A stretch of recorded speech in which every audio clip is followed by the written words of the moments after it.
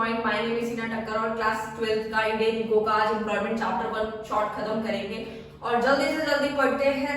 और हमें पढ़ना तो जरूरी है क्योंकि अगर हमें सीयूटी देना है, अदर किसी एंट्रेंस में जाना है, 12th के पेपर की तैयारी करनी है, सबका सिलेबस सेम ही है, कुछ भी चेंज नहीं है। तो जल्दी से स्टार्ट करते हैं अपने चैप्टर एम्प्लॉयमेंट को। सबसे पहले डिफाइन है वर्कर की। वर्कर की डिफाइन क्या कहती है? बेसिकली एक इंडिविजुअल है जो कि इन्वॉल्व है इकोनॉमिक एक्टिविटी में टू ऑन अ लिविंग, ठीक है। यानी कि एक ऐसा इंडिविजुअल जो इकोनॉमिक एक्टिविटी में लगा है। इकोनॉमिक एक्टिविटी आप लोग बहुत बार पढ़ के आ चुके हैं, 11th में बहुत बार पढ़ा था। इकोनॉमिक एक्टिविटी मतलब होता है बेसिकली मकसद पैसा कमाना होता है, ठीक है।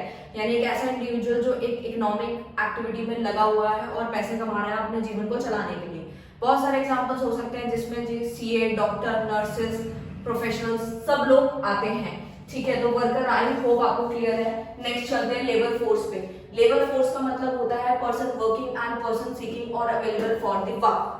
यानी इसका मतलब होता है बेसिकली कि जो पर्सन काम करना चाहते हैं, उनकी विलिंगनेस है कि वो काम करना चाहते हैं, उनको वेज रेट से कोई मतलब नहीं है, उनको दिहाड़ी से कोई मतलब नहीं है कि उनको कितनी दिहाड़ी मिलेगी, कोई लालच नहीं है उनके अंदर, बस वो ये चाहते हैं कि उनको काम मिल जाए। तो वो किसमें आएंगे? लेबर फोर्स में आ जाएंगे। नेक्स्ट चलते हैं लेबर फोर्स पार्टिसिपेशन रेट। यानी जो हमने अभी समझा लेबर फोर्स, उसी का पार्टिसिपेशन रेट पूछा जा रहा है। तो क्या होता है? बहुत सिंपल है, रेशियो है। किसका रेशियो है? Labour force to total population, ठीक है, बहुत सिंपल था। नेक्स्ट चलते हैं वर्क फोर्स में। नाम से ही क्लियर है, वर्क मतलब यहाँ पे ऐसे पर्सन है जो काम एक्चुअली में कर रहे हैं, जो अभी काम कर रहे हैं, उसी को क्या बोलेंगे? वर्क फोर्स बोलेंगे। Actually employed at a particular time is called workforce. I hope clear है। Next, number of unemployed people. अगर हमें निकालना है कि कितने अनएम्प्लॉयड पीपल है, अनएम्प्लॉयड पीपल मतलब होता है जो लोग अभी काम नहीं कर रहे, बेरोजगार है, ठीक है।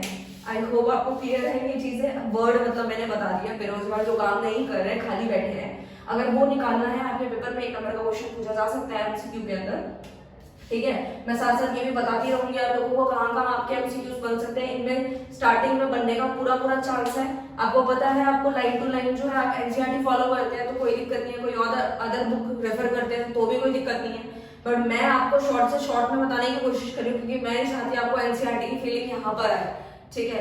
तो वो वाली फीलिंग यहाँ नहीं लेकर आनी है। आपको सिर्फ और सिर्फ ये समझना है कि बेसिकली हम जो है शॉर्ट में पढ़ रहे हैं। एनसीईआरटी वगैरह तो आपके पास है ही, रीडिंग तो आप ऊपर से लगा ही लोगे, अगर कोई बुक है उससे भी पढ़ ही लोगे, तो हमें तो शॉर्ट में समझना है।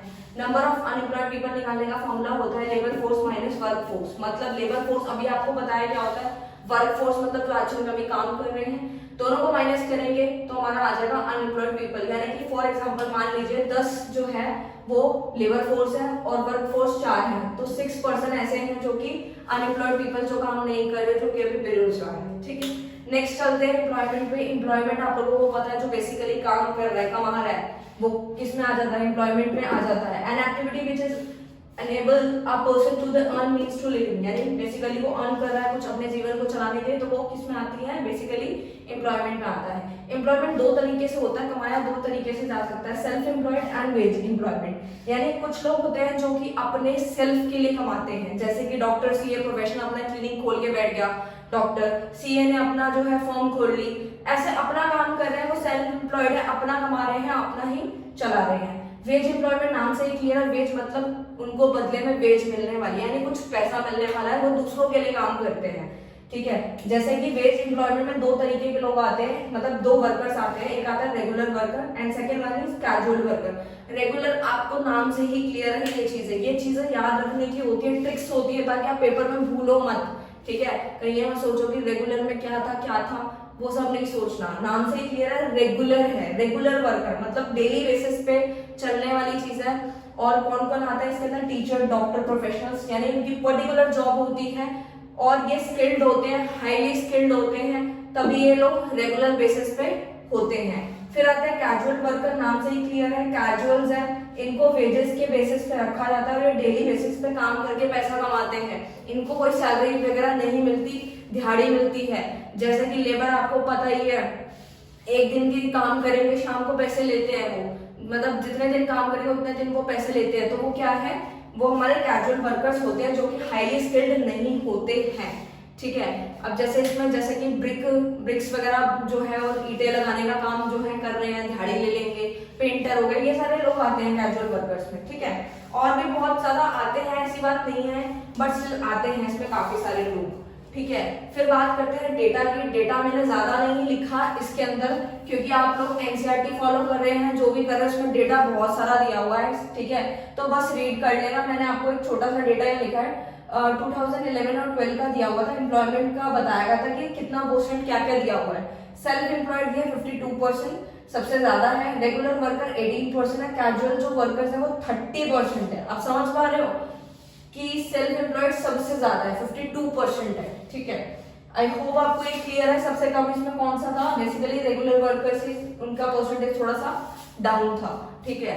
अब समझते हैं हम लोग growth when the economy is able to produce more goods and services without a proportionate increase in employment opportunity. For example vending machine या टोकन मशीन ले लीजिए, ठीक है। आप कहीं भी जाते हो, हर चीज अब देख रहे हो मशीनों में काम हो रहा है, ठीक है। तो ये क्या हो रहा है, बेसिकली मशीन्स पे, कंप्यूटर्स पे, इसकी वजह से क्या हो रहा है, लोगों को काम जो मिल रहा था पहले अब वो कम होता जा रहा है। जैसे आप मेट्रो में कभी ट्रैवल करा होगा आपने, वैसे तो करा ही होगा, कॉमन है, ठीक है। आप देखोगे वेंडिंग मशीन भी देखी होगी आपने, उसमें क्या होता है, बेसिकली टोकन से क्या होता था, पहले बहुत सारे वहां पे वर्कर्स बैठे होते थे, मतलब जो भी वहां पे टोकन प्रोवाइड करते थे आप लोगों को। बट अब क्या हो गया कि आपको मशीन है रखी हुई है वहां पर, जी पैसे डालो आपको टोकन आ जाएगा। तो मतलब वो कितने सारे लोगों का काम खत्म हो रहा है। तो वही हमारी क्या है, जॉबलेस ग्रोथ है। आप बैंक में देखते हो या अदर किसी शॉप पे जाते हो तो देखते हो ना ये सारी चीजें, ठीक है। अगर आपको कोई इसका अच्छा एग्जांपल देखा है आपने, वैसे तो देखा होगा, तो कमेंट जरूर करना, ठीक है, बताना मुझे, ठीक है। नेक्स्ट वर्कफोर्स का मतलब क्या होता है, नाम से क्लियर है कि यहाँ पे कैजुअल वर्कर्स पर ज्यादा फोकस किया जा रहा है। ऐसा क्यों हो रहा है, हमने अभी जब यहाँ पे डेटा देखा था तो देखा था कि रेगुलर वर्कर इतने नहीं थे जितने कि कैजुअल वर्कर थे। ऐसा क्यों, क्योंकि लोगों की मेंटालिटी है कि अब हम देखते हैं जब भी कोई बिजनेस करता है या कोई भी काम करने लगता है तो हमें लगता है कि वो चीज ज्यादा अच्छी हो रही है, तो सारे लोग ना उसी की तरफ भागना शुरू कर देते हैं। ये चीज फैक्ट है। तो जैसे कैजुअलाइजेशन में क्या होता है कि कैजुअल वर्कर्स पे इसीलिए ज्यादा ध्यान जा रहा है, उसमें लोगों को लग रहा है कि हम कैजुअल वर्कर की तरह अगर काम करेंगे तो हमें दिहाड़ी के बेसिस पे, मतलब दिहाड़ी मिलेगी, जितना पूरा दिन का काम करेंगे हमें उसको शाम को पैसे मिल जाएंगे, ठीक है। और यही लोग सोचते हैं कि अगर हम रेगुलर वर्कर होंगे तो उसमें क्या है, पूरा मंथ काम करना पड़ेगा फिर पैसे आएंगे। तो कैजुअलाइजेशन की तरफ हमारा ध्यान थोड़ा ज्यादा अट्रैक्ट हो रहा है, उसी को बोलते हैं कैजुअलाइजेशन ऑफ वर्कफोर्स। नेक्स्ट है इनफॉर्मलाइजेशन ऑफ वर्कफोर्स। इसमें भी ये होता है कि जितने भी दो तरह के सेक्टर्स रहते हैं हमारे, फॉर्मल एंड इनफॉर्मल, ठीक है। पहले हम लोग यहाँ समझ लेते हैं फॉर्मल इनफॉर्मल सेक्टर कौन सा होता है। फॉर्मल में आते हैं जितने भी हमारे पब्लिक सेक्टर्स होते हैं, पब्लिक सेक्टर की बात होती है यहाँ पर। इनफॉर्मल मतलब है प्राइवेट सेक्टर की बात हो रही है। पब्लिक में 10 और 10 से ज्यादा लोगों की जरूरत होती है, इनफॉर्मल में 10 से कम लोगों की होती है, क्योंकि इसमें इनफॉर्मल की बात होती है। फॉर्मल नाम से क्लियर, प्रोफेशनल, डॉक्टर, ये सारे लोग आ जाते हैं इसके अंदर। सोशल सिक्योरिटी बेनिफिट मिलता है इसके अंदर अगर, ठीक है, इसमें पब्लिक में। इसमें आते हैं फार्मर्स हो गए, ओनर ऑफ स्मॉल एंटरप्राइज हो गए, छोटे छोटे एंटरप्राइजेस के मालिक आ जाते हैं इसके अंदर, फार्मर्स आ जाते हैं इसके अंदर, इनफॉर्मल सेक्टर के अंदर। तो आप खुद ब खुद देख सकते हैं यहाँ पे बात वही हो रही है कि इनफॉर्मलाइजेशन ऑफ वर्कफोर्स जो है वो बढ़ता जा रहा है। लोगों को ध्यान जो है ना वो प्राइवेट की जो इनफॉर्मल सेक्टर है, यानी जो प्राइवेट सेक्टर है वो ज्यादा बेटर है, ठीक है। यानी कि ज्यादातर लोग इसमें जाते हैं ओनर ऑफ स्मॉल एंटरप्राइज, ठीक है, छोटे छोटे एंटरप्राइज के मालिक बन जाते हैं। उनको लगता है कि अच्छा खासा हम अपना खुद ही लगाएंगे, खुद ही कमाएंगे, अपनी लाइफ चल जाएगी मस्त, ठीक है। फिर बात करते हैं हम लोग, ये हमने समझ लिया। फिर बात करते हैं हम लोग अनएम्प्लॉयमेंट कितने तरह का होता है। बेसिकली अनएम्प्लॉयमेंट क्या होता है, विलिंगनेस है नॉट गेट वर्क, मतलब चाहते हैं काम करना बट काम नहीं मिल रहा, उसी को बोलते हैं अनएम्प्लॉयमेंट, ठीक है।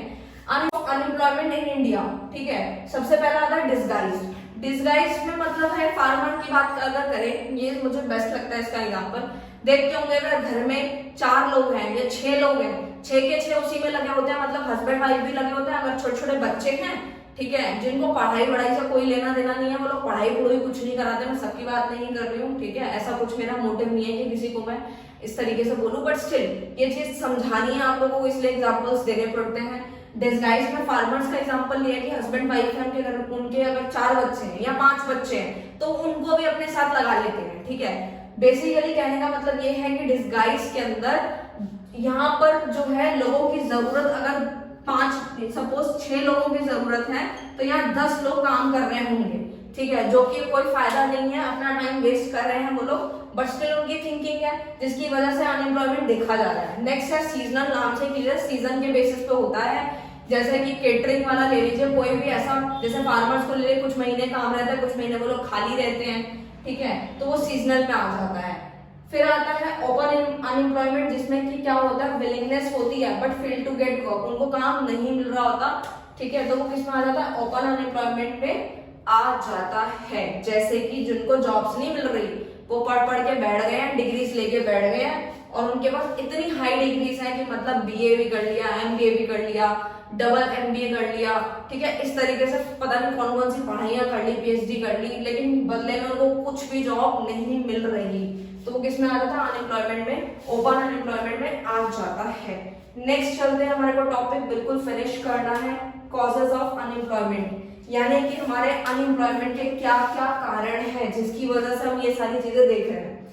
सबसे पहला, slow rate of economic growth, हमारा जो इकोनॉमिक का जो ग्रोथ है वो बहुत ही ज्यादा धीमे है, बहुत ही ज्यादा कम है, ये तो आपको आप स्टार्टिंग से बढ़ते आ रहे हैं, ठीक है। नेक्स्ट है पॉपुलेशन बढ़ रही है, भाई पॉपुलेशन तो कंट्रोल होने का नाम ही नहीं ले रही है, ठीक है, वो तो बढ़ती जा रही है, जब तक हमारी पॉपुलेशन कंट्रोल नहीं होगी तब तक हमारा कुछ होने वाला है ही नहीं, ठीक है। डिफेक्टिव एजुकेशनल सिस्टम, हमारा जो एजुकेशनल सिस्टम है वो इतना ज्यादा डिफेक्टिव है, इतना तारीफ करो तो मतलब क्या ही बोलूं, मतलब डिफेक्टिव है बेसिकली, कि हम लोगों को क्या है, सिर्फ और सिर्फ जो हमारी जो पढ़ाई होती है, आप अपनी पढ़ाई को फॉरेन कंट्रीज की पढ़ाई से अगर आप कंपेयर करके देखेंगे, आपको खुद ब खुद समझ आ जाएगा, ठीक है। नेक्स्ट चलते हैं अंडर डेवलप्ड एग्रीकल्चर, यानी जो हमारा एग्रीकल्चर है वो बिल्कुल अंडर डेवलप्ड है, प्रेशर दिया जाता है, प्रेशर है हमारी पॉपुलेशन का, पॉपुलेशन ऑन लैंड, लैंड का पॉपुलेशन का बहुत ज्यादा बर्डन पड़ने की वजह से अंडर डेवलप्ड एग्रीकल्चर देखने को मिल रहा है। फिर बात करते हैं कि कौन कौन से मेजर्स है अनएम्प्लॉयमेंट, कौन कौन सी चीजें हैं जिससे हमारी अनएम्प्लॉयमेंट सॉल्व हो सकती है, तो बस ये जितने पॉइंट लिखे हैं ना, इन सबको बिल्कुल उल्टा कर देना है, तो हमारी सोल्यूशन जो है वो निकल जाएगा, यानी प्रॉब्लम सॉल्व हो जाएगी। बट लगता है सब कुछ आसान है, हम सोचते तो हैं कि कब हमारी इकोनॉमी सुधरेगी, कब किस लेवल तक जाएगी, बट स्टिल सुधर रही है, बेटर हो रही है, पहले से बेटर भी हुई है, और आगे तो हो भी सकती है, ठीक है, ठीक है। ये जितने कॉजेस पड़े हैं इन सबको अगर मैं उल्टा कर दूं तो ये सारी प्रॉब्लम हल हो जाएगी, ठीक है। सबसे पहला है कंट्रोल पॉपुलेशन, अगर हमारी पॉपुलेशन कंट्रोल हो जाएगी तो आधी समस्या क्या, आधी से ज्यादा समस्या हमारी सुधर जाएगी। नेक्स्ट है डेवलपमेंट एग्रीकल्चर सेक्टर, हमारा जो एग्रीकल्चर सेक्टर है उसका डेवलपमेंट होना चाहिए, ठीक है, जितना भी मतलब हम लोग वर्क कर रहे हैं, अच्छी अच्छी टेक्नोलॉजीज आएंगी, बिल्कुल अच्छे से वर्क होगा। नेक्स्ट है एम्प्लॉयमेंट इंप्रूवमेंट इन इंफ्रास्ट्रक्चर, हमारी जितनी अच्छी रोड्स होंगी, हमारी जितनी अच्छी हेल्थ होगी, एजुकेशन पे वर्क किया जाएगा, उतनी ज्यादा हमारा अनएम्प्लॉयमेंट सुधरेगा, क्योंकि अगर हम हेल्थ पे काम करेंगे, अगर हम मेंटली फिजिकली फिट रहेंगे तो उससे क्या होगा कि हम फिट रहेंगे, और हमारी एजुकेशन अच्छी होगी तो उससे हम क्या कर पाएंगे, अच्छी जॉब ले पाएंगे, अच्छा कमा पाएंगे, अच्छी बेटर लाइफ होगी हमारी, जो हमारी इकोनॉमी को भी डेवलपमेंट देगा। तो आप सोच सकते हैं कितना मेजर पॉइंट है इंफ्रास्ट्रक्चर को इम्प्रूव करना। नेक्स्ट है मैन पावर प्लानिंग, जिसमें एजुकेटेड मैन पावर देखे जाएंगे, जितने ज्यादा एजुकेटेड मैन पावर लगाए जाएंगे उतना ज्यादा अच्छे तरीके से वर्क हो पाएगा और हमारी इकोनॉमी जो है वो ग्रोथ कर जाएगी, ठीक है, और एक टाइम पे आगे अनएम्प्लॉयमेंट बैलेंस्ड हो जाएगी। फिर बात करते हैं लास्ट टॉपिक, फिर हमारा चैप्टर समाप्त है। गवर्नमेंट की कुछ पॉलिसीज बनाई गई हैं जो कि हमारे अनएम्प्लॉयमेंट जनरेशन को रोकने के लिए, ठीक है। तो सबसे पहले आती है हमारी direct and second one is indirect, ठीक है। डायरेक्ट में आता है हमारा कि गवर्नमेंट जो खुद अपने जो पर्सन्स को, मतलब लोगों को जो बेसिकली डायरेक्ट बेसिस में जो वर्क देती है वो हमारे किस में आ जाते हैं, डायरेक्ट में आ जाते हैं। जैसे कि नॉर्मल आपको पता ही है, बैंक जॉब हो या अपने गवर्नमेंट सेक्टर में जितनी भी जॉब्स को प्रोवाइड करते हैं एम्प्लॉइज को, वो गवर्नमेंट के डायरेक्ट सेक्टर में आती है। नेक्स्ट है इनडायरेक्ट। इनडायरेक्ट में क्या होता है कि प्राइवेट क्या करती है, प्राइवेट इंटरप्राइजेस क्या करती है, गवर्नमेंट को रॉ मटेरियल प्रोवाइड करती है, जिसकी वजह से क्या होता है, उनका आउटपुट बढ़ता है और अनएम्प्लॉयमेंट बैलेंस होती है। फिर बात करते हैं अनएम्प्लॉयमेंट कुछ जनरेशन प्रोग्राम्स हैं जो कि नेशनल रूरल एम्प्लॉयमेंट गारंटी है 2005 का, फिर प्राइम मिनिस्टर रोजगार योजना, फिर शहरी स्वर जयंती शहरी रोजगार योजना। ठीक है, ये सब आई थी, ये सब आप ऑलरेडी वैसे पढ़ चुके होंगे। ठीक है, तो ये तो आपने देखा ही होगा, पॉवर्टी चैप्टर का पढ़ा ही होगा। तो आई होप आपको चैप्टर क्लियर है। वैसे तो देखो इसमें बहुत कुछ डेटा और भी है, बट स्टिल इतना सारा डेटा आप याद करके चले भी जाओगे तो भी आपको पेपर तक याद नहीं रहने वाला, ये मैं बता रही हूँ डेफिनेटली। अगर रहता है तो बहुत अच्छी बात है, बट मुझे पता है इतने सारे चैप्टर का डेटा दिया हुआ है और कभी भी इतना सारा डेटा कभी भी याद नहीं करना होता। डेटा को हमेशा और हमेशा आपके जैसे टेबल फॉर्म में दिया है या पाई चार्ट के उसमें दिया है, तो जो सबसे पहले वाला डेटा होता है और सबसे जो एंड वाला लेटेस्ट वाला होता है, सिर्फ आपको वो देखना होता है, बस उनके बीच में कंपैरिजन समझना होता है कि उनके बीच में कितना चेंज आया है। ठीक है, ये नहीं है कि आपसे ये पूछ लिया जाएगा कि जी बताइए पूरा टेबल बना के दिखाइए नेचर ऑफ एनवायरनमेंट कितने हैं, फिर उनका कितना कितना परसेंटेज, नहीं, ये सब नहीं पूछा जाएगा, ये किसी काम का नहीं है। वो बेसिकली डेटा आपको इसीलिए देते हैं ताकि आप कंपैरिजन कर सको कि हमारी इंडियन इकोनॉमिक जो है वो कहां से कहां ग्रोथ कर रही है। आई होप आपको क्लियर है। हमारा चैप्टर यहीं खत्म होता है। All the best for future students, thank you so much.